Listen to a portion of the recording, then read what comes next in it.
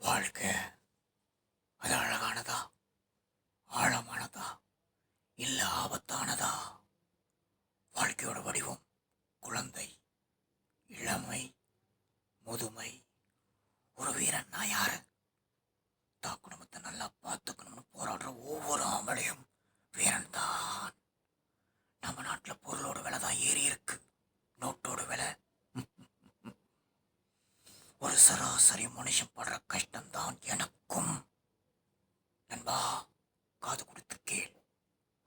காலத்தின் நிறம் வெள்ளையாக மாறும், சமமாகி போகும். காலத்தின் நிறம் வெள்ளையாக மாறும், சமமாகி போகும். இது என் கதை. தொடரும் என் பயணம், என் தேடல்.